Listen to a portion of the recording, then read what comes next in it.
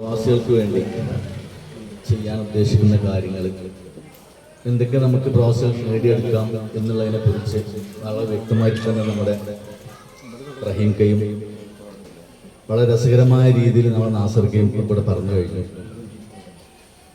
സത്യത്തിൽ പ്രവാസികൾ ഈ ഒരു ഓഫീസിന് പറയല് ഖിദ്മാത്തിന്റെ ഓഫീസ് എന്നാണ്.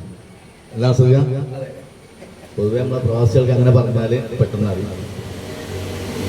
നമ്മളെല്ലാം പേപ്പർ വർക്കുകളും മറ്റും ചെയ്യുന്നതിന് വേണ്ടി അവിടേക്ക് അങ്ങനെയാണ് സംസാരിച്ചിട്ടുണ്ടായിരുന്നു.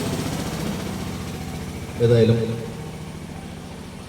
ഒരുപാട് നമ്മൾ ബഹുമാനിക്കുന്ന ആദരിക്കുന്ന ഒരുപാട് വ്യക്തികൾ വേണ്ടി ആരെയും പ്രത്യേകമായിട്ട് പേരെടുത്ത് പറയുന്നില്ല. ഇതിൽ പങ്കെടുത്ത എല്ലാവർക്കും ഞാൻ എൻ്റെ പ്രത്യേകം നന്ദി അറിയിക്കുന്നു. അതോടുകൂടി രാഷ്ട്രീയ ജാതി മത സംഘടനകൾക്ക് അതീതമായി പ്രവർത്തിക്കാൻ തയ്യാറായി വന്ന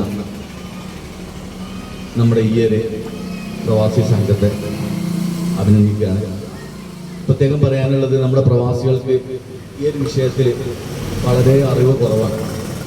ഇപ്പം ആ പേപ്പറിനൊക്കെ പോകുമ്പോൾ എവിടെ നടക്കണം, ഒരുപാട് ഓടണം നിൽക്കുന്നുള്ളൊരു ചിന്തയാണ്. അതിൽ നിന്നൊക്കെ വ്യത്യസ്തമായിക്കൊണ്ട് നമുക്ക് ഇതുപോലെ സഹായിക്കാൻ ഇവർ തയ്യാറായി വന്ന സ്ഥിതിക്ക് എല്ലാവരും അത് ഉപയോഗപ്പെടുത്തണം.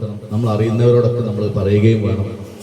അവരത് പ്രോത്സാഹിപ്പിച്ച് അവർക്ക് കിട്ടുന്ന ആനുകൂല്യങ്ങൾ, ഏതൊക്കെ വകുപ്പിൽ നിന്നാണോ ആനുകൂല്യങ്ങൾ കിട്ടുന്നത് അതൊക്കെ നേടിയെടുക്കാനും അത് അവർക്ക് നേടിക്കൊടുക്കാനും എല്ലാവരും പരസ്പരം സഹകരിക്കണം എന്നുകൂടി അഭ്യർത്ഥിക്കുകയാണ്.